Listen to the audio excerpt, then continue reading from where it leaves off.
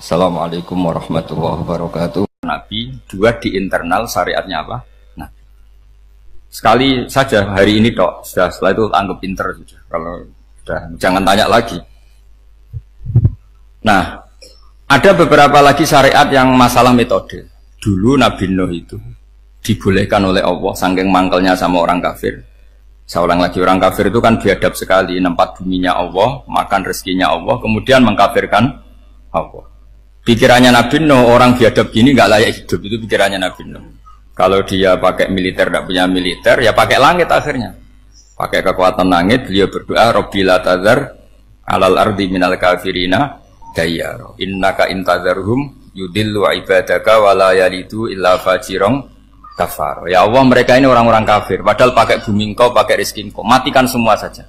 Jangan sisakan satupun. Karena kalau masih sisa, nanti anak turunnya ya gitu. Gennya gendo ya pasti melahirkan gendo. Gen wala yalidu illa fajirong kafar. Kalau kamu sisakan pasti melahirkan generasi gendo lagi, kafir lagi. Dituruti sama Allah. Kecuali orang 80 yang ikut Nabi Nuh. Nah, orang 80 yang ikut Nabi Nuh ini selamat karena iman.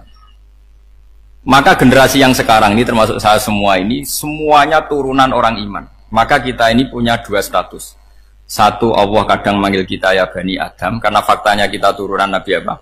Adam. Panggilan kedua adalah dzurriyyataman hamalna ma'nuh. Orang-orang sekarang itu pasti turunan orang yang ikut perahunya Nabi Nuh. Jadi nasab kita ini sudah steril. Sudah tidak ada nasab lewat kafir karena yang kafir sudah habis. Semua orang sekarang itu turunan Nabi Nuh, yaitu disebut apa? Dzurriyyataman hamalna ma'nuh. Yaitu sekitar orang 80. Nah, oleh Allah Subhanahu wa taala syariat seperti ini pernah dituruti, yaitu akhirnya mereka mati semua kecuali orang 80 yang mukmin. Tapi uniknya Allah apa? Era Rasulullah sallallahu alaihi wasallam, nabi kita Nabi Muhammad itu diutus rahmatan lil alamin. Ketika Nabi didustakan, diusir, disakiti, malaikat gunung, beberapa malaikat sing ahli adab spesial eksekutor lah kira-kira gitu. Muhammad, kamu bilang saja ke saya, kalau kamu ingin orang-orang Mekah Bujal CS, saya hancurkan. Tapi apa kata Nabi? Saya berharap kalau mereka belum iman, anak cucunya iman. Karena bagaimanapun sperma ya atau calon bayi atau calon keturunan itu kan ada fi aslabir rijal atau fi zuhurir rijal. Jadi kalau dalam ilmu agama itu gen manusia itu disimpan di apa zuhuri rijal apa di punggung lelaki, nanti dipindah ke arhamin nisa. Logikanya gini, ini dengerin ya, logikanya gini, misalnya Abu Jahal itu di situ ada orang namanya Ikrimah, itu anaknya Abu Jahal, itu orang mukmin, akhirnya ya jadi orang alim. Abu Lahab itu di rahimnya di apa punggungnya ada perempuan namanya Darroh, akhirnya juga orang apa? Mukminah. Saya berikan contoh. Khalid bin Walid itu anaknya Walid. Walid itu musuh besarnya Rasulullah, tapi di punggungnya ada orang bernama Khalid. Nih dengerin. Nah, di punggung ini kira-kira Allah sudah tahu apa belum? Jawabannya sudah tahu. Artinya kalau ini mati atau kamu bunuh, kamu sebenarnya nggak bunuh orang kafir saja, bunuh calon orang mukmin yang sekarang masih bersemayam di punggungnya orang-orang kafir. Jadi bisa saja orang yang sedang kafir itu ada sekian apa calon generasi yang suatu saat mukmin. Itu syariat yang diajarkan ke Rasulullah Shallallahu Alaihi Wasallam. Karena kasofnya Nabi, kasof itu satu kondisi di mana seorang Nabi itu dipertontonkan sesuatu yang nggak kelihatan. Itu dalam bahasa Arab kasof atau mukasyafa. Nabi dipertontonkan ternyata banyak orang kafir yang di punggungnya itu ada calon generasi mukmin atau muslim. Akhirnya Nabi gak berani. Jangan bunuh.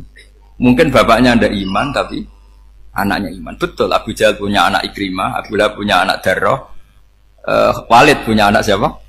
Walid. Itu mirip seperti kita. Bapak era sholat, anak ETPK sholat. Akhirnya bapaknya katut sholat. Banyak gak di Indonesia? Bapaknya tidak bisa baca Quran, anaknya hafid. Nah, itu kalau bapaknya kamu habis, tidak ada yang meselin. Makanya biarkan hidup saja. Nah, artinya gini, andaikan tidak ada ulama yang menerangkan nasa mansuh, dikira syariat Nabi Nuh itu abadan mu'abbadat, selamanya lama. Jika main teror sama orang kafir sah berdasar Nabi Nuh. Padahal kita sudah ganti Nabi. Yaitu syariatnya Rasulullah Shallallahu Alaihi Wasallam. Masyhur itu ketika Nabi ngendikan, saya tidak minta mereka dihukum, tapi ya Allah saya minta Allah mahdi kaumi fa innahum layak lamun. Mereka kafir itu karena tidak. Sehingga ada periode. Loh kalau perang itu beda. Perang itu konteksnya duel. Itu tidak harus sama Abu Jahal, Abu Lahab. Ada penjahat mau bunuh kamu wajib perang enggak? Wajib. Penjahatnya meskipun muslim apa harus kafir? Meskipun muslim. Maka kata ulama fikih sebetulnya perang duel itu bukan syariat muslim sama kafir tok. Masih muslim sama muslim, misalnya ada orang mau merkosa istri kamu, terus dia pamit gini, saya muslim loh, beri hak loh. Nggak bisa. Saya penjahat loh, muslim, jadi kamu nggak boleh merangin saya, ngelawan saya kan muslim. Nggak bisa, tetap harus dilawan. Makanya kata ulama-ulama fikih, pertarungan sama musuh itu tidak harus sama orang kafir. Orang muslim pun yang mengganggu kehormatan kita, misalnya mau merkosa istri Anda, itu harus dilawan. Makanya Nabi ngendikan, mangkutila duna mali fahuwa syahid, mangkutila duna harimi fahuwa syahid. Orang yang mati karena membela kehormatan keluarganya atau hartanya, maka dia mati syahid. Dan penjahat yang mati ini muhaddarun damu, diabaikan, sehingga nggak kena kisos, pembunuhnya nggak kena. Misalnya ada penjahat mau bunuh kamu duel, menang.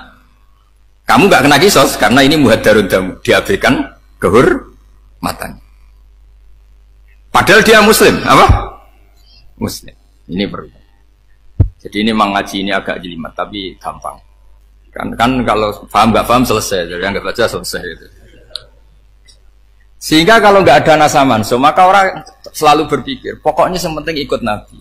Nah itu bahayanya kalau Anda tidak tahu detail, jangan-jangan syariat yang kamu ikuti itu syariat yang sudah berstatus mansukhoh, telah dicabut.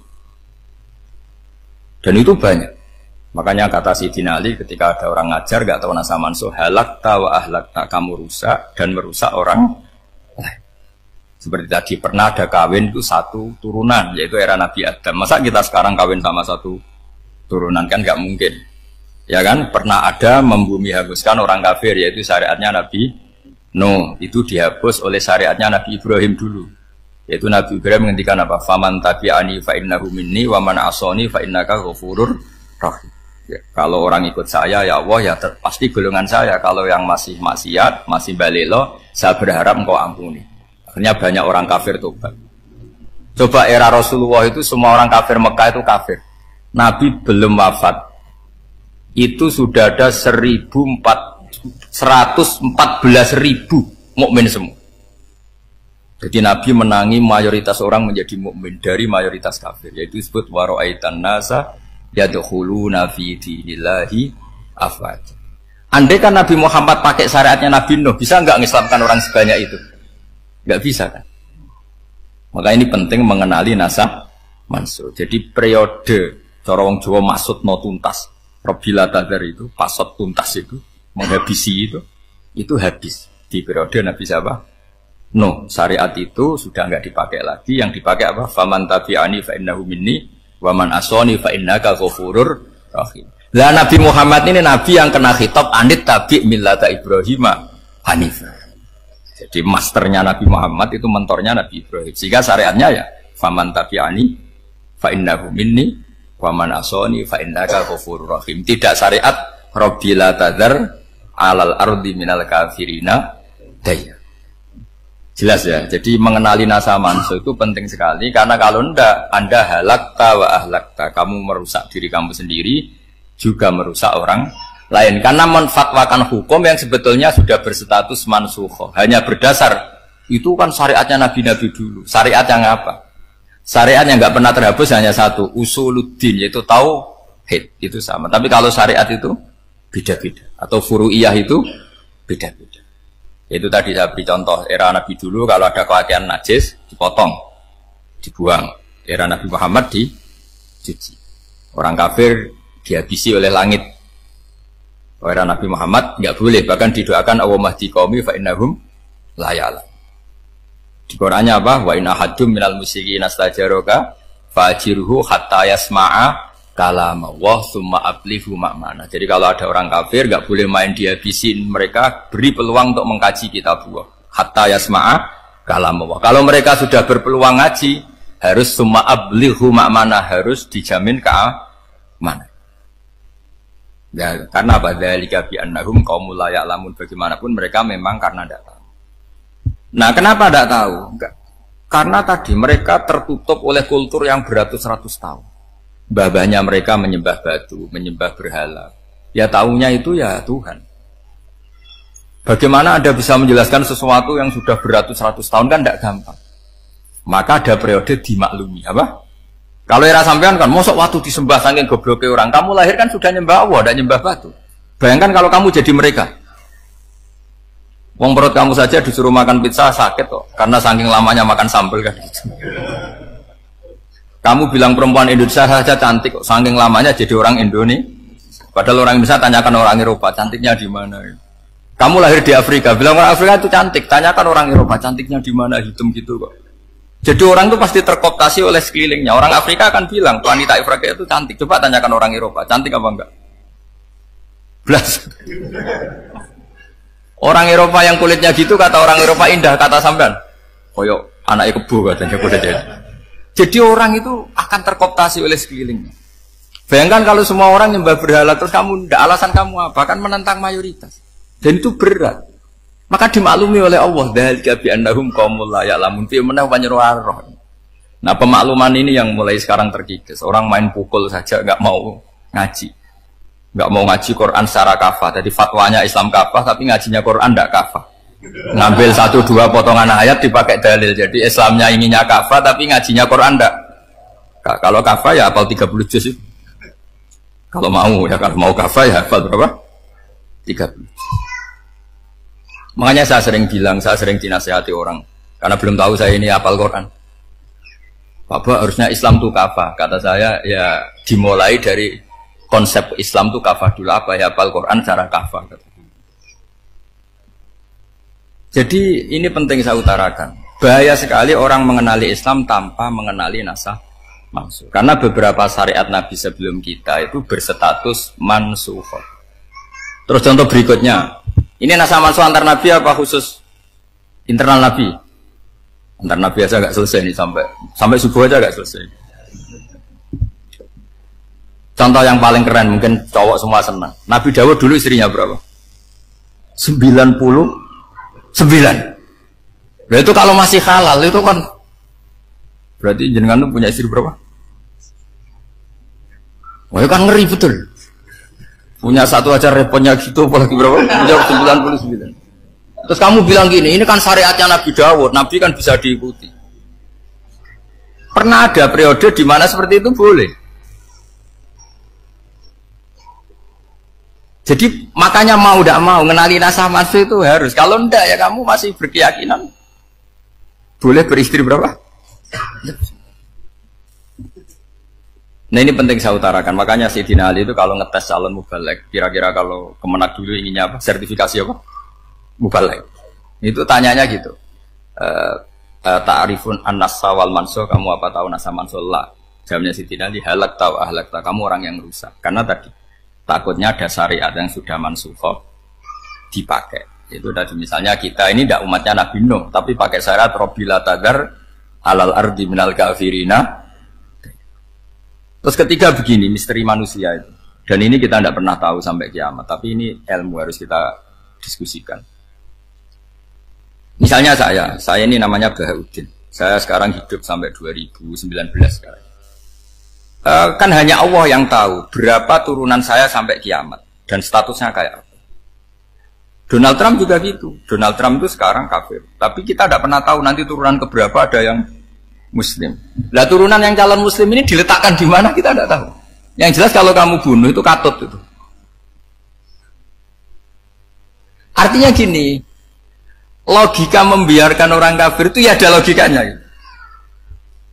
Nah, logika membunuh karena mereka mau membunuh kita ya ada logika fikihnya karena kalau kita ada membunuh dibunuh. Makanya semuanya hukum ini terus bergantung al-hukmu yaduru ma'ilatihi wujudan wajib. Di sini terus dipertemukan. Makanya semua nabi itu kalau yang namanya membunuh pasti pas perang saja karena ini kondisi yang memang pilihannya hanya dua, kalau nggak dibunuh ya membunuh. Ada duel lah. Maka ini butuh kajian fikih. Dan orang nggak boleh subjektif dalam hal ini. Saya ulang lagi, tidak boleh subjektif. Karena tadi, orang yang kamu katakan sekarang misalnya Zaid, kamu itu bodoh sekali. Kenapa bodoh? Nggak hafal Quran, nggak pernah kuliah, nggak pernah ngaji. Ternyata Zaid ini bersemayam calon anak yang alim alama hafal Quran. Namanya Umar, tapi masih jadi sperma. Suatu saat Zaid itu punya anak alim alama. Kan banyak orang nggak bisa baca Quran punya anak hafid. Banyak nggak di Indonesia? Banyak nggak petani yang punya anak dekan? Petani punya anak dekan. Yang dekan punya anak naik kelas saja susahnya bukan main. Banyak kan? Nah ketika dibalik nanti ada dekan punya anak goblok, yang petani punya anak dekan, pinter mana? Kita tidak pernah tahu. Makanya ini kan, ya sudah kalau nggak pernah tahu ya bilang saja wallahu alam kan selesai. Daripada keminter keliru kan ada wallahu alam. Makanya cerita favorit guru saya, Kiai Haji Maimun Zubair itu punya apa namanya Kiai Zubair. Itu cerita favoritnya itu ada santri namanya Soleh. Soleh itu alim alam. Orang Madura itu cara berpikir kan kalau kiai saja alim seperti itu, apalagi bapaknya. Pas bapaknya main ke pondok, santrinya ada ribuan. Bapaknya main ke pondok itu, sholat itu ya gak bener, gak sesuai sunnah Rasul lah kira-kira gitu. Sudah sholat itu gak bener apa gak bener. Masih ditakwil sama santri Madura karena orang Madura itu kultus. Mungkin khilaf itu satu khusus, pokoknya perlakuan khusus. Suatu saat saking bodohnya orang itu kenceng tuh pikir musola. Wah ini nggak bisa ditakwil lagi, akhirnya nggak bisa ditakwil tuh nggak. Wah ini sudah nggak bener ini, nggak bener. Singkat cerita santri tadi nggak kuat matur ke kiainya, Pak Yai, jenengan sealim itu kok bapaknya segoblok itu. Kenapa? Ya, dia kencing pikir musola. Oh bapak saya itu pinter sekali. Kok bisa? Karena beliau yang memutuskan saya mondok sampai saya jadi alim alama seperti ini. Yang bodoh itu mbah saya. Bodoh itu mbah saya kan?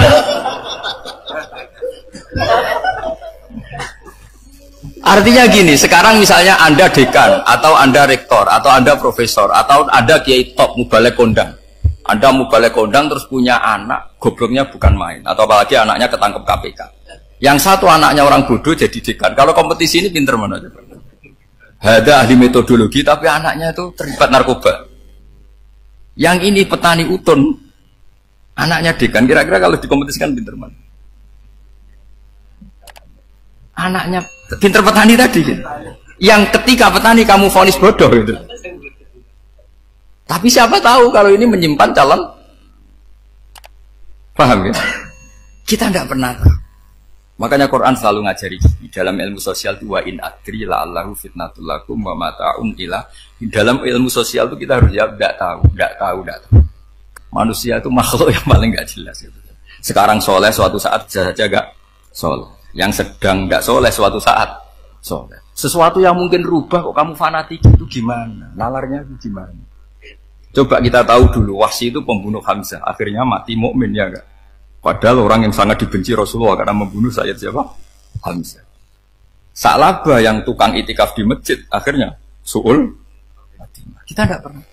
Nah kalau nggak pernah tahu ya tidak usah terlalu fanatik biasa. Kayak jenengan seneng saya itu ya saya tidak tahu sampai kapan ya. Saya seneng sampai kapan ya. Kayak suami istri itu. Pas nikah harmonis bulan madu sampai kapan berarti. Yang jelas paling awet itu pasangan jelek itu pasti nggak awet. Makanya jadi guyonan tuh. Pasangan tuh jangan baik-baik gak awet, kalau jelek itu awet. Ternyata maksudnya cantik sama ganteng. Itu suatu saat pasti jadi jelek. Yang jelek sama jelek pasti jelek terus. Makanya jadi guyonan.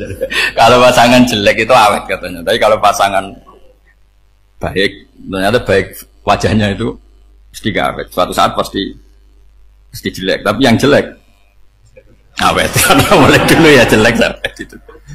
Awet jeleknya maksudnya bukan. Ya jelas ya, jadi saya mohon sekali ini ilmu. Sampai ndak urusan, ini bukan urusan cocok tidak cocok, tapi ilmu. Ilmu harus kita dengar bahwa syariatnya para nabi itu yang sifatnya furu'iyah, tidak usuliyah, tidak tauhid itu potensi rubah. Sehingga mengkaji nasamansu itu satu keharusan seorang ulama. Makanya setiap ada syariat nabi, hal hadis syariah mu'abbadah amla, mansukha amla. Karena potensi itu tinggi. Kita tahu dulu semua nabi sholat menghadap apa? Baitul Maqdis. Era Rasulullah dipindah ke Ka'bah. Tapi kalau kamu katakan total Baitul Maqdis ya tidak juga. Nabi Ibrahim mulai dulu madhabnya ke Ka'bah. Tapi kalau Nabi Musa ke Baitul Maqdis. Sesuatu yang furu'iyah. Kenapa ini furu'iyah? Jawabannya sederhana. Ketika seseorang menghadap Ka'bah itu menghadap batu apa menghadap Allah? Allah. Ketika menghadap Baitul Maqdis hakikatnya menghadap Allah apa menghadap Baitul Maqdis? Allah. Maka menghadap Ka'bah itu sebenarnya masalah furu'iyah. Yang masalah usuliyah adalah inni wajjahtu wajhiya lilladzi fataras samawati wal ardh. Yang permanen adalah menghadap Allah Subhanahu wa ta'ala. Cuma secara prosedur syariatnya secara zahir menghadap Ka'bah. Maka potensi rubah karena ternyata itu furu'iyah, untuk kiblatnya itu furu'iyah. Yang permanen adalah menghadap ke Allah Subhanahu wa ta'ala. Ini pentingnya. Jadi terus sekarang masih antar nabi apa di internal nabi? Ini sudah mau selesai mobilnya, sudah habis ini. Internal. Ini sudah selesai, ini sudah pas. Mohon Pak ambil. Wah.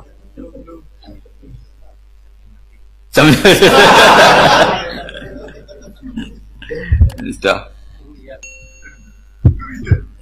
Sampai mana tadi? Terusnya apa enggak? Sudah ya, sudah kayaknya sudah. Biar kelihatan cerdas. Sekali pertemuan sudah pinter gitu.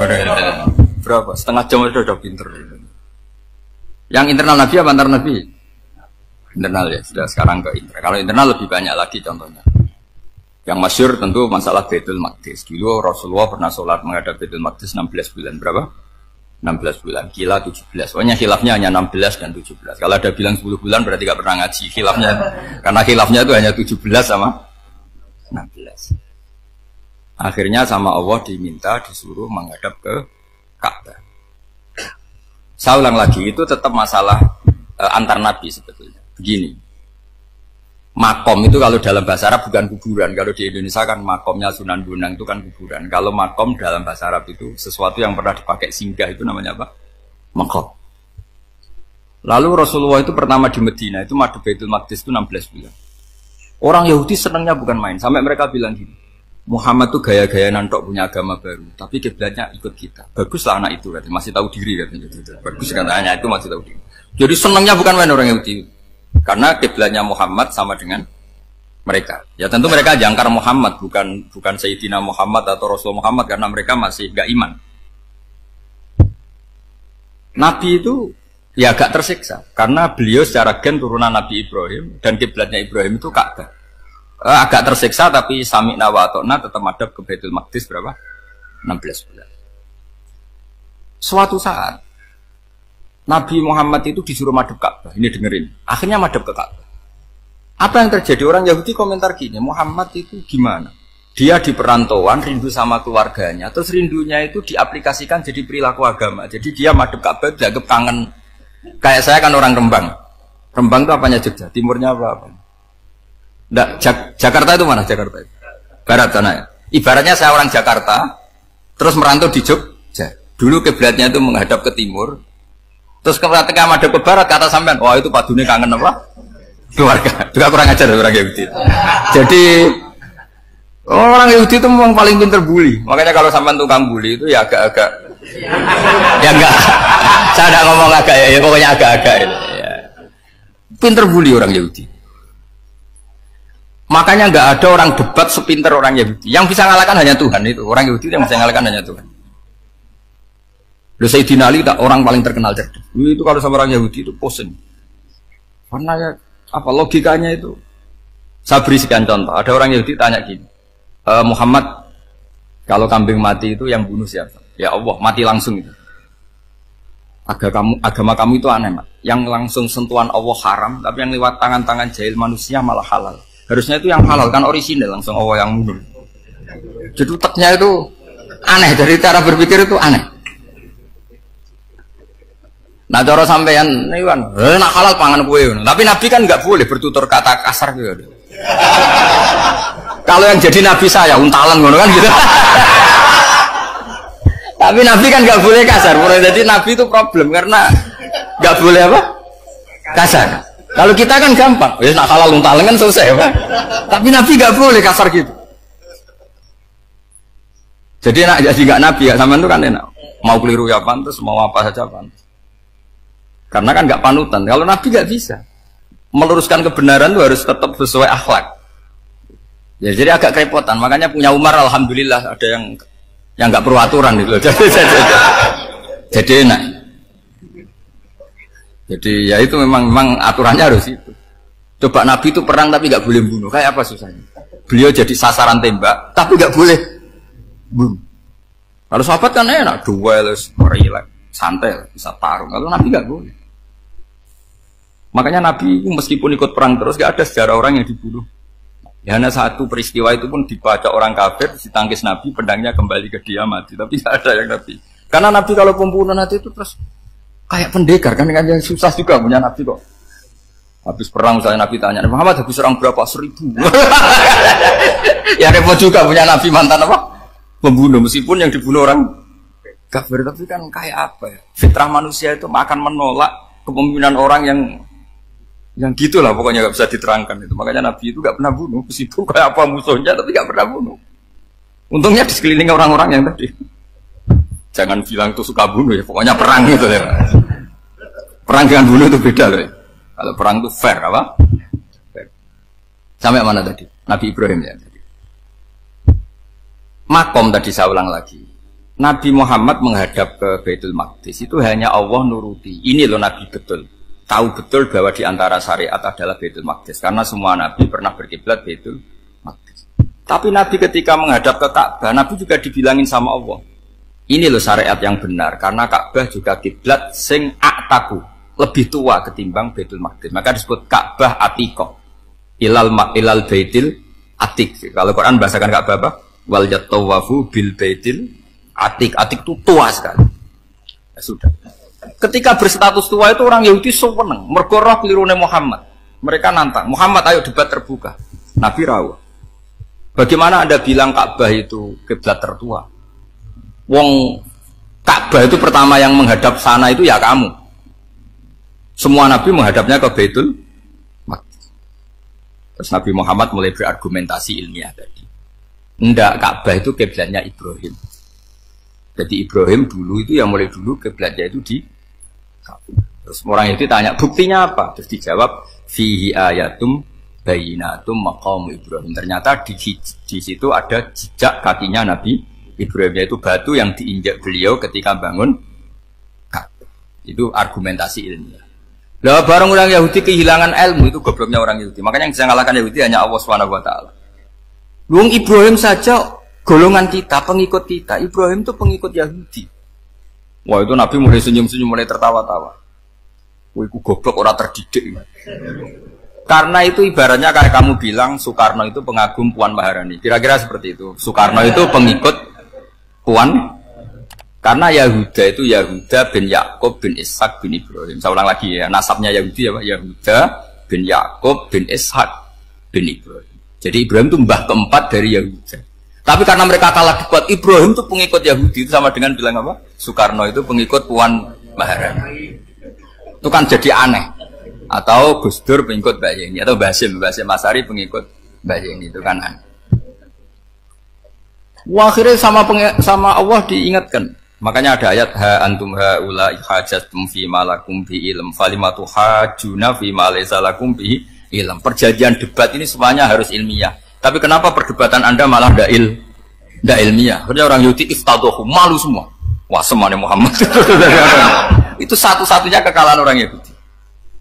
Tapi ayat-ayat seperti ini itu enggak populer. Ayat ha antum haula'i hajastum fi malakum bi ilm falimatu hajuna fi ma laysa lakum bi. Jadi Islam betapa hebatnya Islam. Kalau debat harus ilmiah. Dan Kanjeng Nabi menantang, ini perjanjian kita debat ini ilmiah. Kenapa sekarang jadi tidak ilmiah? Yaitu kamu mengatakan Ibrahim itu pengikut Yahudi, padahal Ibrahim dengan Yahudi itu dulu Ibrahim. Kan Yesus mat kalah, man. Tapi tetap ra Islam. Tapi nah, makanya terus Ka'bah dibuktikan ketuaannya lewat apa? Fihi ayatum bayinatum maqamu Ibrahim. Itu bukan makam kuburan. Karena makamnya Nabi Ibrahim tetap Hebron, tempat Palestina. Kira-kira itu Palestina. Jari Israel jangan Israel, bola menang di. Jari Israel jangan Israel, jari Palestina yang. Saya pernah ziarah ke sana di Hebron, di makamnya Nabi siapa? Ibrahim. Jadi jelas ya. Jadi nasa mansul itu ketentuan yang dikehendaki Allah Subhanahu wa taala untuk menguji loyalitas manusia, menanggalkan semua akalnya. Makanya saya mohon sekali siapapun yang ngaji saya dimanapun, sekali-kali manusia itu harus menanggalkan akalnya. Sekali Anda pakai akal, maka Anda akan ingkar dengan nasa mansul. Nasa mansul itu hukum yang direvisi, yang dibatalkan. Makanya orang Yahudi lagi-lagi pinternya orang Yahudi. Provokasi orang-orang yang Islamnya belum kuat, diprovokasi gini. Unzuru ila Muhammadin tahayyara fi din yukhillu yawman wa yuharrimu ukhra. Lihat itu Muhammad, dia kebingungan cara beragama. Kadang bilang A, besok bilang B. Jadi nasa mansub dianggap satu bentuk kebingungan. Gak kurang ajar tapi. Wah, akhirnya sebagian orang yang murtad. Makanya nasa mansub itu satu peristiwa yang menjadikan banyak orang murtad. Karena diprovokasi orang Yahudi bahwa itu bentuk kebingungan Muhammad. Akhirnya terus saya qulu sufa minan nasi ma wallahum al-qiblati mulati kanu alaiha. Kelirunya orang Yahudi adalah ternyata nasa mansuh yang dipilih Rasulullah itu semuanya ada di Taurat dan Injil. Termasuk di Taurat dan Injil disifati dan Nabi sholli ilal qiblatin, bahwa Nabi ini akan bersolat dengan dua kiblat. Makanya tetap ditantang. Qul fa'tu bit-taurati fatluha in kuntum shadiqin. Kalau kamu tidak percaya bahwa saya ini orisinil, ayo bareng-bareng mengkaji Taurat. Tapi mereka tidak siap mengkaji Taurat. Karena Taurat semuanya mendukung Rasulullah Muhammad SAW. Fatluha in kuntum shadiqin. Makanya ini penting sekali ngaji. Jadi perdebatan itu macam-macam. Dan itu pinternya orang Yahudi. Unzuru ila Muhammadin tahayyara fi dini yukhillu yawman wa yuharrimu ukhra. Ini penting sekali. Makanya nasa mansuh itu uji loyalitas. Itu Imam Malik kalau mencontohkan ke Imam Syafi'i. Saya berisikan contoh fikih. Ini saya melanggar waktu ini. Ini sudah berapa? Saya yang tidak mengesahkan diri saya. Ya misalnya ini ya, ini kertas saya bawa ya, ini kertas saya bawa. Terus ini tak kasih uang misalnya, uang 100.000. Atau kalau contoh Imam Syafi'i dulu dididik Imam Malik begini. Ya Syafi'i, kalau kamu punya dua budak, dua pembantu, kalau dulu kan masih ada budak, dua pembantu lah kira-kira. Seneng mana, yang cerdas sama yang goblok? Seneng yang cerdas. Kalau yang nurut sama yang bantahan, seneng yang nurut. Nah, yang nurut itu yang goblok. Makanya tinggal dibalik saja. Kamu tak beda ya. Seneng mana punya istri yang cerdas apa yang goblok? Coba. Atau ibu-ibu, mbak-mbak ini, seneng mana punya suami yang cerdas atau yang goblok? Kalau cerdas gak bisa diakali, tapi goblok nurut tapi ya kadang sini kan. Nah, itu kan antar manusia. Masalahnya kita menghadapi Allah Subhanahu wa taala yang semua kita pasti bodoh. Kita menghadapi Allah Subhanahu wa taala yang semuanya kita pasti bodoh. Allah jelas ngendikan wa kanal insanu dzaluman jahula. Manusia itu banyak dolimnya. Dolim itu sifat mubalaghah. Kalau orang dolim sekali dolim, kalau sering zalim, kalau jahil biasa jahil, kalau banget jahili jahul. Bahasa Arab kan gitu memang. Ghafir, pengampun biasa. Kalau ghafur selalu mengampuni. Syakir, makanya sifatnya Allah Ta'ala ikut wazan fa'ul semua. Ghafur, syakur. Atau diikutkan wazan fa'al. Kalau goblok biasa jahil, goblok banget jahal kan gitu. Kafir biasa kafir, kalau kafir banget kafar. Ya, jadi wazan balagha itu bisa fa'al, bisa fa'ul ya. Kafirin kafar atau kafur, paham ya? Malah ngaji nahwu. Ya tapi ini memang perangkatnya ya. Ini kan perang mau tidak mau. Makanya misalnya Allah tidak suka kulla kafarin banget kafir ya, Pak? Paham ya? Kulla khawanin banget khianate. Kalau khain khianat biasa, kalau khawan sering khianat. Nah manusia itu kata Allah apa? Dzaluman, wis banget dolime, banget bodoh. Itu kalau yang ngarang hikam mencontohkan tuh gini, manusia itu pas bener saja salah, apalagi pas salah. Jadi manusia itu kata Imam yang ngarang hikam itu, man itu kanat mahasinhu masawiyah, fakih fala takunu masawihi masawiyah. Ketika baik saja buruk, apalagi ketika buruk. Coba kalau ada orang dermawan sama teman-temannya, tanyakan istrinya, bubuk dihambur-hambur, disekno konco ngalono bojo. Mesti gitu. Teman yang sering silaturahim ke teman-temannya, kata temannya baik, senang silaturahim, tanyakan istrinya, oh meninggali wong. Jadi manusia pas baik saja ada buruknya, apalagi pas buruk. Makanya dulu bapak saya ngajarin saya istiqomah ya apik ya, tapi kadang-kadang anak keterusan itu istiqomah ngangkangi orang, tidak punya kesempatan. Misalnya ada imam masjid, imami terus sampai tua sampai mau mati, Itu istiqomah apa tidak memberi peluang yang lain? Tidak jawab. Jadi itu manusia. Jadi pas baik saja buruk. Apalagi pas buruk. Kayak saya gini di sini ngajar baik, tapi saya ada sopannya harus di atas. Padahal banyak orang sepuh, ada Pak On, ada beberapa yang kan terpaksa nggak sopan. Tapi aman yang nyuruh, berarti aman yang dosa. Kemarin-kemarin saya minta di bawah supaya ganjaran saya utuh. Ini gara-gara begini ganjaran saya ini agak terkredit apa? Terdebat itu karena itu. Saya teruskan. Jadi manusia itu punya sisi itu karena manusia itu zalum dan apa? Jahul. Wa kana al-insanu zaluman. Problemnya ini ngadepi Allah yang selalu pinter, yang kita selalu bohong. Misalnya gini, kamu ditanya Allah. Ini contohnya Imam Malik. Ikla hadi sokhroh fa inna tahtaha dhahaban. Coba bongkahan batu itu kamu angkat, di bawahnya ada emas.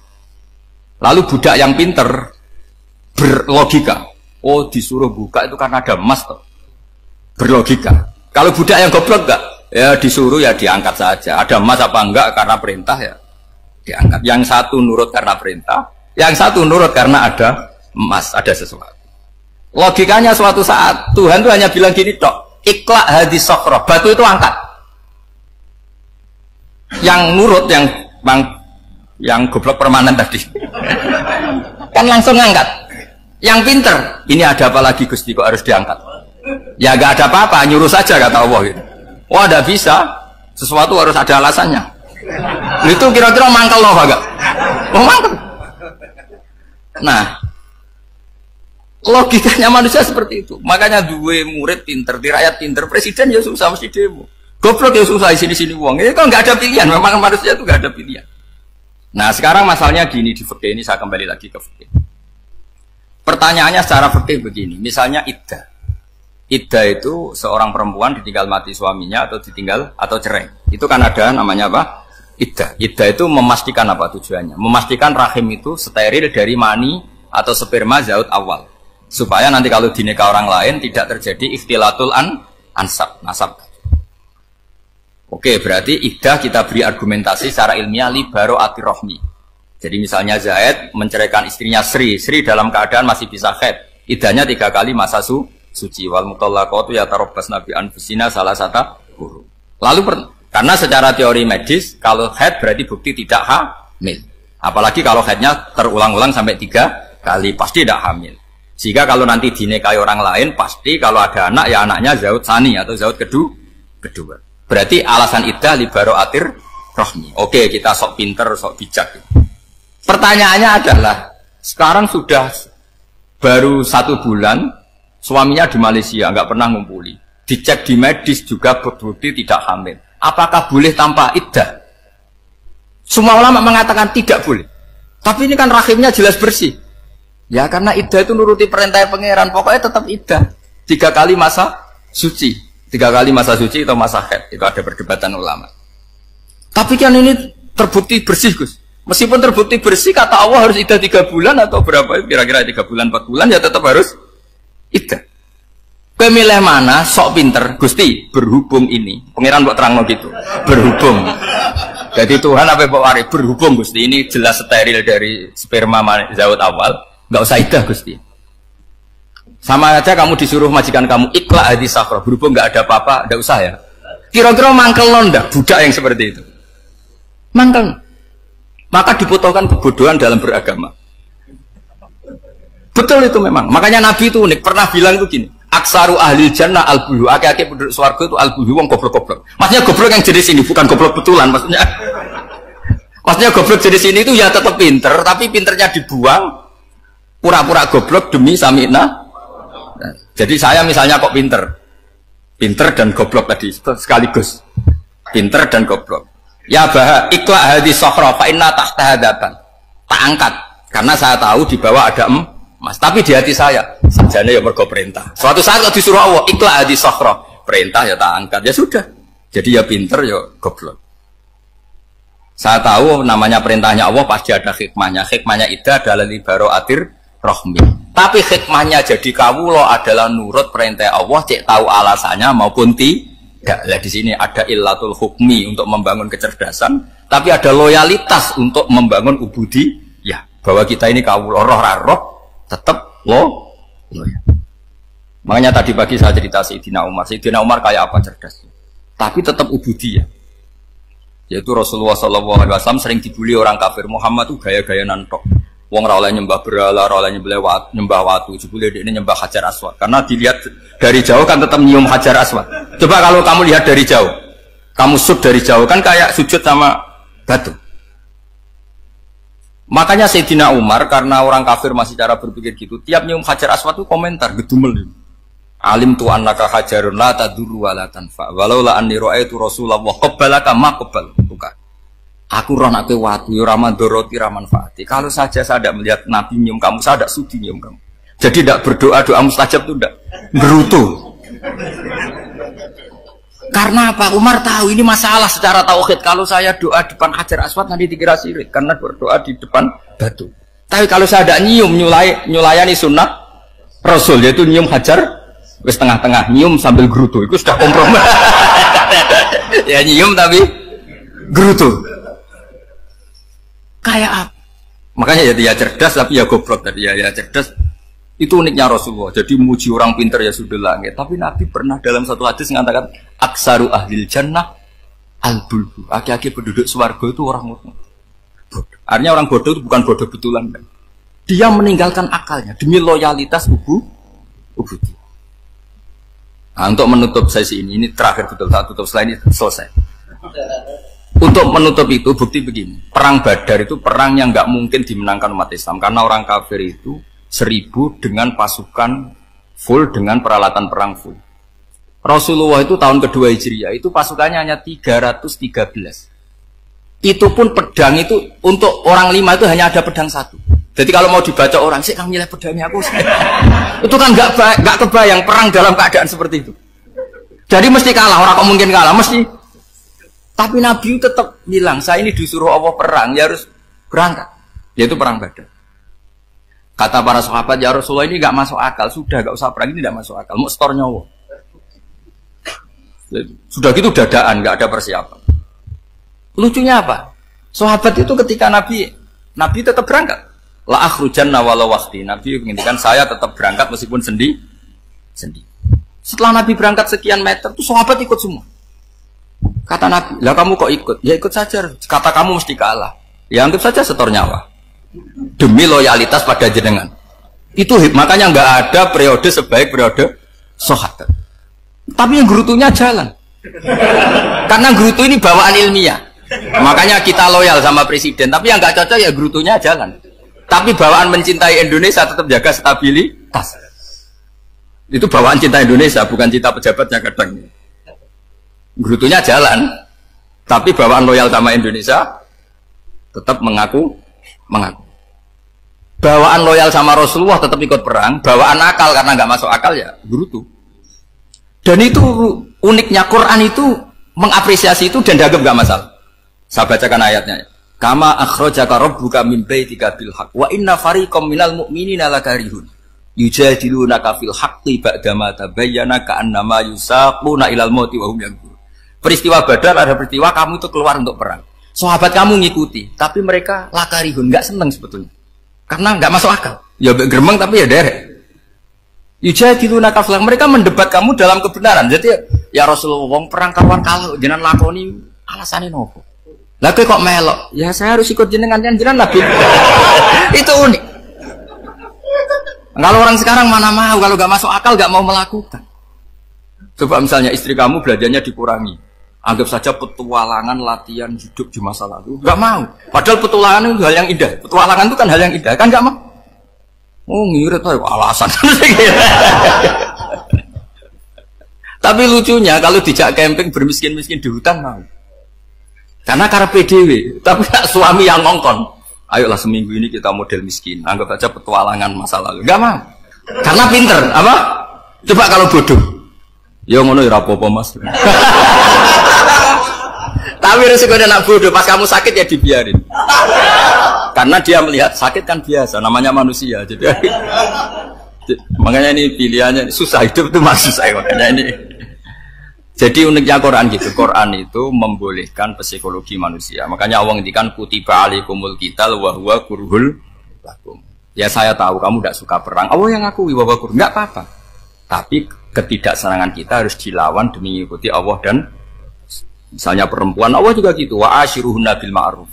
Gauli istri kamu muamalah secara baik. Kata Allah fa in karihtumuhunna fasa an takrahu syai'a wa ja'alallahu fi khairan kasira. Mungkin ada watak yang kamu tidak suka, tapi di situ ada kebaikan. Allah ngaku yang namanya suami mesti ada watak yang nggak suka dari istri. Juga sebaliknya lebih banyak lagi yang suami istri kamu tidak suka watak kamu, juga nggak suka hidung kamu, wajah kamu banyak lah yang nggak disuka.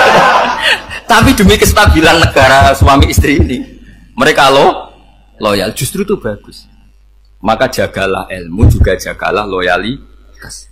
Itu yang perlu saya utarakan. Jadi makanya agama ini dibangun dua. Satu kecerdasan hikmah, yaitu ya al-hukmu ya duru ma'ilati wujudan wa adaman. Tapi juga ada ubudiyah, bahwa agama ini milik Allah. Maka sami'na wa ata'na. Karena begini logikanya, saya ulang lagi masalah batu. Iqla hadis sokhro fa inna tahta adaban. Terus saya angkat, pembantu saya ngangkat. Dia saya gaji atas nama apa? Nurut kan? Atas nama menemukan emas apa atas nama nurut? Nurut, karena emas itu juga penemuan saya, milik saya. Ngangkat batu yang nggak ada emasnya juga atas nama nurut. Jadi rapot yang saya berikan ke pembantu saya itu tentang nurut dan tidak nurut. Saya kan tidak peduli dengan cerdas dan tidak cerdas. Itu kan tidak sesuatu yang menguntungkan saya. Nah Allah juga gitu. Kecerdasan kamu, pinter kamu itu tidak menguntungkan Allah Subhanahu wa Ta'ala. Karena Allah itu tidak butuh pinter kamu, cerdas kamu. Allah hanya butuh mental ubudiyah kamu. Makanya Allah mensifati nabinya hanya subhanalladzi asra bi abdihi, karena status tertinggi manusia adalah sifat kehambaan. Makanya ya Tuhan nafsul mutmainnah irji'i ila rabbiki radiyatan mardiyah fadkhuli fi ibadi, berstatuslah sebagai hamba baru wadkhuli jannah. Nah kalau kamu berstatus hamba ya harus baik, gak usah kalian bantah. Coba kalau kamu rasional, ya Allah kenapa bikin surga nanti-nanti? Engkau kan bikin sekarang, ngapain repot-repot nanti? Jadi kacau semua agama. Makanya yang perlu didahulukan adalah status ya Tuhan nafsul mutmainnah irji'i ila rabbiki radiyatan mardiyah fadkhuli fi ibadi. Masuklah berstatus sebagai hamba saya. Khasnya hamba tadi ya cerdas, karena semua yang diperintahkan Allah pasti ada hikmahnya. Tapi kecerdasan ini kadang kita tinggalkan demi loyalitas ibu. Jadi kaum Nabi Ibrahim nak ape mangan. Assalamualaikum warahmatullahi wabarakatuh. Panganane ditakok pinggire napa? Berhala ben barokah. Engko nek bar jejer berhala dipangan. Lah nek iku ya sirik tenan, iku dijejelo napa? Dijejer apa? Berhala. Nak tradisi pesantren itu dijejer kiyaine diwacana kalimat tauhid mana. Mulane ke cocok ra cocok tetep aja darani kafir. Kena ra cocok komentare kurang penggawean. Mesti ape mangane kok ribete ngono. Tapi aja komentari napa? Sirik. Mergo sing sirik iku panganan didakok pinggire berhala yang dipertuhankan. Nah ning adat-adat pesantren kan didakok pinggire kiai, ben barokah untuk kiai. Sing diwaca kalimat tauhid, warani kafir jelas keliru. Kowe nek ora cocok muni kurang penggawean, tapi mangan kok ribet ngono. Malah kula nate ditangleti kalian tiang lucu tenan. Kan ada acara tertentu kan bar kan maulaya sholli wasal itu kan. Itu dungane mangan Bapak. Mergo katene. Mergo agar acara bar iku maulaya shol wasalam terus iku apa? Mangane metu. Jadi terus dianggap dongane napa? Amun iya sak muni-munimu yo ngono. Ribet yang usah wong ra wis. Serasa debat ribet. Jadi sing kafir ben kafir, sing Islam ben apa? Islam, sing kritik ben kritik, ben seru donya itu ben seru. Gak ngono ra kegiatan no. Memang apike kudu ana sing kritik. Ben napa nggih? Teng donya ben padha sretene. Di cara ilmu tasawuf itu kemapanan itu harus ada yang ngritik. Tapi orang niat gedeng, tapi ben urip gak nyaman mbek makhluk. Engko nek ora nyaman mbek makhluk balik ning Allah Subhanahu wa Ta'ala. Makanya kalau ning hikam apa patah, kamu akan sakit karena gesekan sosial. Kenapa kamu dibikin sakit? Supaya tidak nyaman dengan makhluk. Kemudian balik ning Allah Subhanahu wa Ta'ala. Setelah balik itu terus kita hanya nyari ridhanya Allah Ta'ala. Mergo ridhon nas ghayatun la tudrak. Kepengen disenengi angger wong itu satu cita-cita yang enggak akan kesampaian. Karena tadi mertamu gak ono mangan-mangan kesane iku kaya ora tamu. Amen mangan terus kaya tamune kelaparan. Teko-teko tawani mangan bangune wong kelaparan tapi. Atau begini, kamu hormat tamu itu benar, tapi dosane ya akeh. Kowe nyentaki candalem pembantu. Akhirnya ganjarane hormat tamu iku 10, Nyentaki pembantu mbek bojo gak dosane 20. Pemene nak duwe utangan tambah akeh meneh dosane. Ya wis engko ben ono hitungane dhewe-dhewe engko urusane pangeran.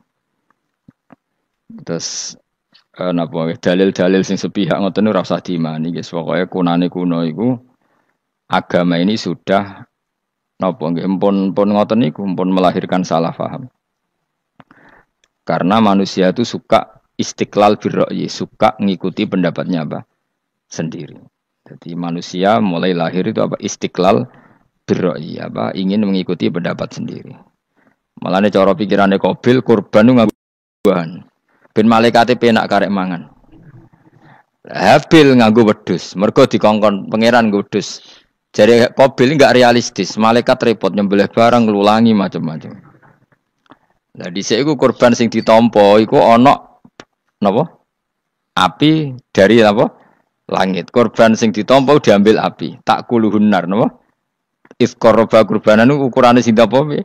Tak kuluhunnar apa? Dimakan apa? Api. Pikirane Habil karena diperintahkan kambing ya kambing wis ra dipikir. Qabil realistis. Sakake malaikat dadak apa nyembelih nglulangi terus bakar dadi sate klathak keribetan apa? Keribetan terus dekne buah we. Karena instan apa? Instan. Ya tapi itu tadi apa ya? Ya sudah seperti itu. Beragama itu ya angel-angel gampang guys. Jelas pastikan nak tradisi sekarang sesajen ning gone sawah ning gone apa iku. Kowe nek ra seneng ya wis muni wae ra seneng, tapi aja arani kafir. Karena dulu yang sampai syirik itu memang dijejero berhala. Eling-eling wae. Jelas ya wa taraku tu'amahum inda asnam. Asnam maknane wae. Berhala. Jadi yang memang sampai kafir itu karena dijejero berhala dan berhala itu diyakini sebagai memberi apa barokah. Za'amu at-tabarruka alaihi, ngira kali itu barokah. Kalau sekarang kan enggak, orang yakin makanan itu barokah karena sudah didoakan orang banyak dan doa itu minta kepada Allah Subhanahu wa taala. Yang dituhankan juga Allah Subhanahu, maka kemungkinan kafir itu enggak ada. Tapi kalau ada yang komentari kurang penggawean ya nyatane ya iya, mesti ribet. Tapi sing anggap ibadah nggih monggo, wong iku wiridan. Sing gak cocok ya monggo, wong niki bebas mawon. Sampeyan nak ketemu pangeran kok cocokan. Pangeran takoki, bener putih Gusti, kula mbek niku. Kowe bener elek luwe akeh. Jadi serana pengaruhe no. Faidza raja'u mongko nalikane bali sapa kaum Ibrahim, akalu mongko mangan sapa kaum Ibrahim ku ing to'am. Mergo wis dijejerno napa berhala. Terus dikira itu sudah barokah. Wa qalu lan padha ngucap sapa kaum huli Said Ibrahim maring Said Ibrahim ukhrut ma'ana. Ukhrut metu sira ma'ana sertane kita. Fanadzara mongko ningali sapa Nabi Ibrahim naduratan kelan sak peninggalan finujum ing dalam perbintangan. Ihaman krana ngekeki pengertian, ngekeki salah cipta nek iku manane. Ya menapa bak? Ya apa bak? Ya ihaman krana ngekeki salah cipta lahum maring kaumihi. Annahu sak temni Ibrahim ya atamidu. Iku percaya sapa Ibrahim alaiha ing atase nujum. Liya atamidu supaya tetanggenan sapa ngakeh hu ing Ibrahim. Faqala mengko dawuh sapa Ibrahim inni sakim. Ini saat temen ingsun sakimun iku lara. Alilun tegese berpenyakitan. Saas kamu tegese bakal lara ingsun. Fatawallah mongko padha mengo mengabaikan sapa kaumuhu anu sang Ibrahim ila idihim maring hari pesta besare kaum. Mudbirina hale sing bergegas kabeh. Maknane mungkur kabeh bergegas kabeh. Faragha mongko menuju sapa Ibrahim malah tegese nuju sapa Ibrahim fi khufyatin ing dalam samar. Ana kiye semonane khufiyah sami. Khufyah manane sami. Ila alihatihim maring pangerane maring pangerane kaume Nabi Ibrahim. Wa ya ta aliha asnamu pira-pira berhala. Wa indahalan iku ana sandinge asnam atau amu te ana panganan. Faqala mengko dawuh sapa Ibrahim istizaan halingenya ala tak kulun mbok yo mangan sira kabeh. Mesti berhala-berhala ing pinggire panganan kok kowe meneng ae, bocah kok goblok ngono. Falam yantiku mongko ora padha ngucap apa berhala. Berhala kok takoki. Faqala mengko dawuh sapa Ibrahim malakum latantikun. Takok yo kok meneng ae. Falam tujib mongko ora jawab sapa berhala sekaruan. Warang ra jawab mangkel Ibrahim dijuwotos. Jadi Ibrahim yo kacau tenan cara Nabi yo kacau. Wong karuan berhala takok, iki gak mangan, wong pakanan akeh ra mangan. Takoki ra jawab, ngenyek wong tuwabuk. Ibrahim itu sakti. Jotos berhala iku pecah. Nah kowe kan tanganem sing rusak. Dadi nabi ku ya ana sektine dadi. Dadi nabi ku ya ana napa? Ana sektine. Dadi jotos napa? Berhala tangane ora lidas sing pecah niku berhala. Jadi nabi ku ya aneh. Jadi modele ngono iki, model-modele ngono. Ala tak kulun boyo mangan sira kabeh. Faragha alaihim, faragha mongko nuju Ibrahim alih mengatasi alihah durban kelan mukul bil yamin kelan tangan tengen. Bil kuwati kelan kekuatan, fakasora mongko mungkus mecah sapa Ibrahim ha ing asnam. Jadi jotosane Nabi Ibrahim pahatan sangka batu napa? Pecah nggih ancen sakti Nabi Ibrahim. Tapi mboten tirakat teng Gunung Kawi mboten pancen asli sakti ngono. Ngono mbok takoki, kon didukune sapa ya ora nabi kok dukun bocah sembrono. Ayas ategese ento lumaku sapa hulam mau ma'al Ibrahim wa yu'ina lan iso nulungi sapa bantu sapa hulam hu ing Ibrahim. Kila balagha sab'asinin, umur 7 tahun. Wakila salah sa'asrota sanatan umur 13 tahun. Ketika Nabi Ismail niku umure pinten 7 tahun, wakila 13 tahun. Kala dawuh sapa Ibrahim, ya bunayya. Ho anak ingsun ini sak temen ingsun aro iku ngipi ingsun. Roa itu tegese ngerti ingsun fil manam ani sak temen ingsun atbahu nyembelih ingsun ka ing sira. Aku ngipi nyembelih kuwe. Waru yal anbiya utai ngipine pira-pira nabi ku hakun mesti hak. Wa afaluhum ta pira-pira prilakune nabi bi amrillah kelan perintah Allah. Dadi ngipine nabi ku hak. Kowe nak ngipi nyembelih anakmu ora usah sembelih ngawur. Iku wis ora wahyu blas iku napa? Iku wong frustasi. Kala dawuh sapa Ismail ya abadi, pokoke anut kaul sing darani ku Ismail. Sajane ada juga kaul sing darani ku Ishak. Tapi kita melok partai mayoritas mawon rata-rata bilang sing disembelih sinten? Ismail. Padahal rata-rata ulama sing top-top darani Ishak. Tapi ini Indonesia agak populer kan. Ismail wa Ishak. Ismail wa Ishak. Ishak apa Ismail?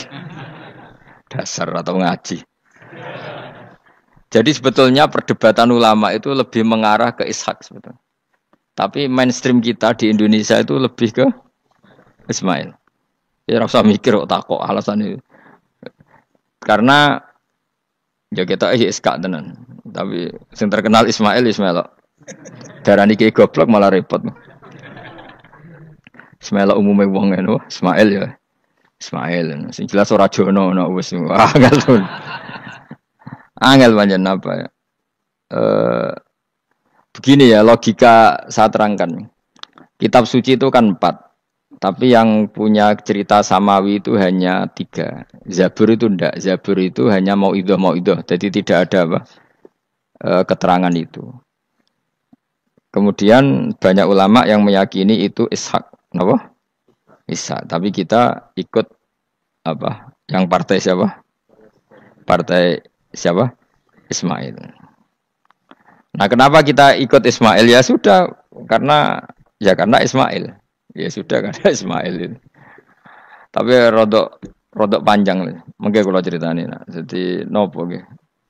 Ya sudah padha ra roe apa dadi repot wis. Di kitab-kitab Taurat dan Injil itu memang keterangannya itu Ishak adz-Dzabih. Apa Ishak yang berstatus disembelih. Tapi kita sudah kadung kadung Ismail, mungkin kalau terang. Dawe Ismail kula gak anut Ismail mawon daripada melok partai minoritas gak pemenang pemilu malah repot. Satajiduni bakal metu panjenengan ingsun insyaallah minas sabirin ala dzalika ing atase tabhi. Falamma aslama mongko semangsane siap-siap nurut sapa Ibrahim lan Ismail. Khoda'a tegese nurut sapa Ibrahim lan Ismail wangko dalan tegese nurut sapa Ibrahim lan Ismail amrillah wa tallalan wis napa ngiringno niku napa merebahkan sapa Ibrahim Ismailil jabin maring napa niki apa jenenge pilingan. Mesti diterlentarkan tapi posisi kados madhep. Kodok mati lho, wong mati.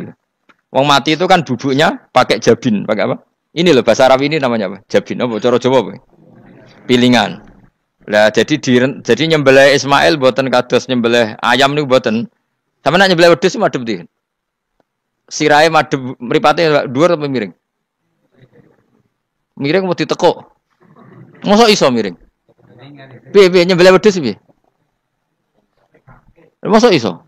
Lah terus pedangnya nak nabrak awak iku.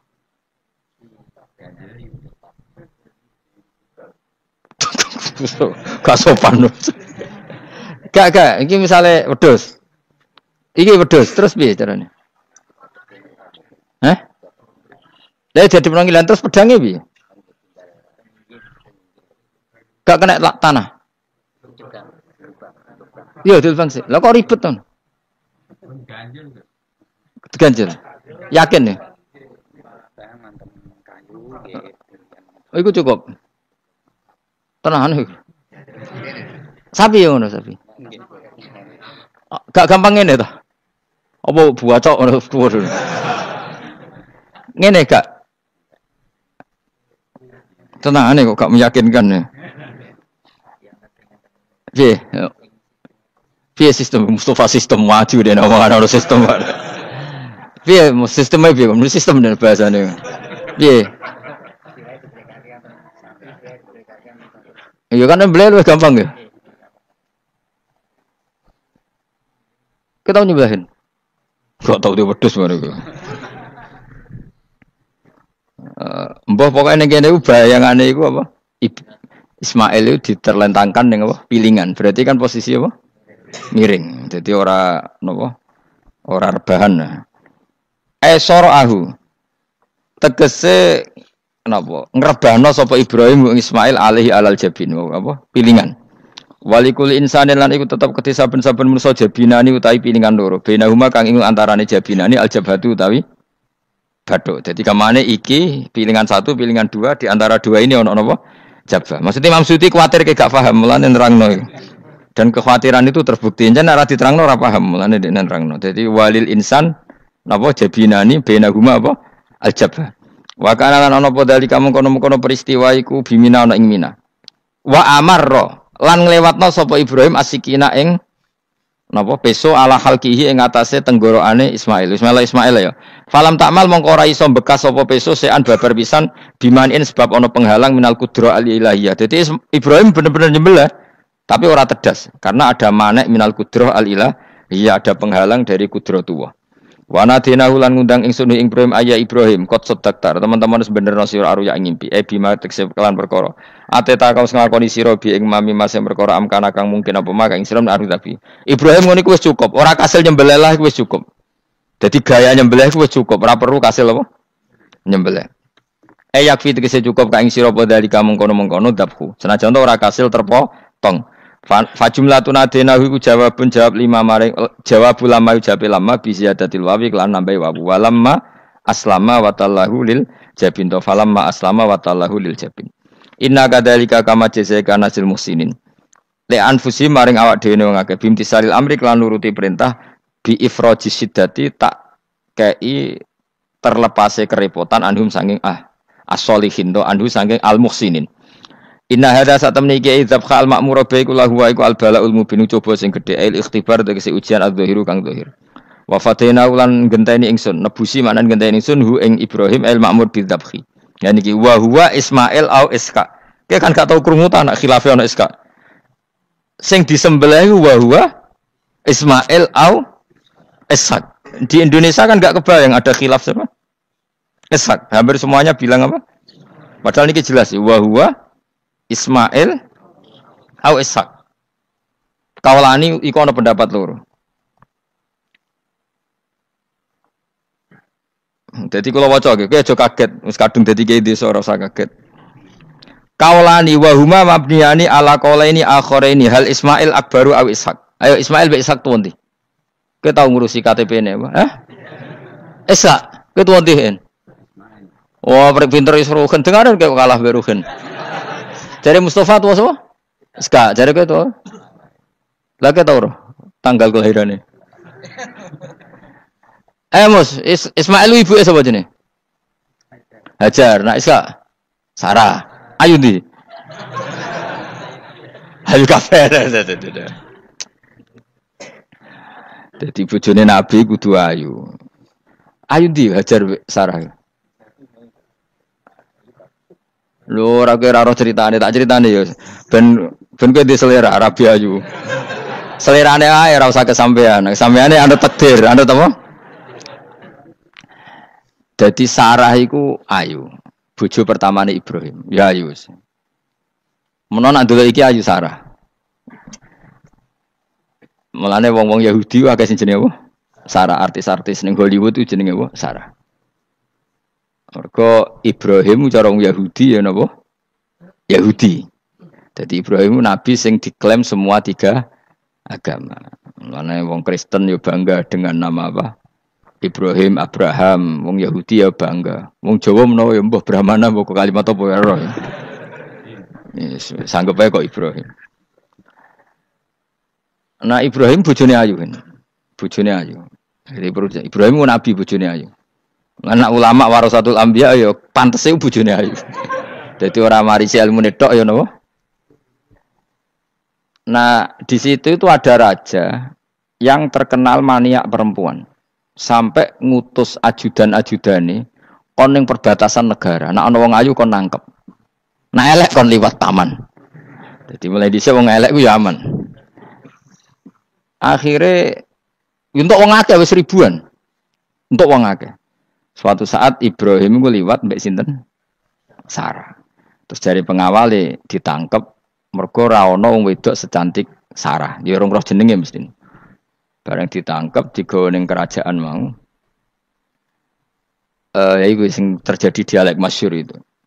Ibrahim iku yo bodoni tapi ra bodoni. Yo bodoni tapi ra bodoni. Makanya Nabi Ibrahim itu tidak punya hak syafaat karena beliau mengklaim saya pernah bohong 3 kali.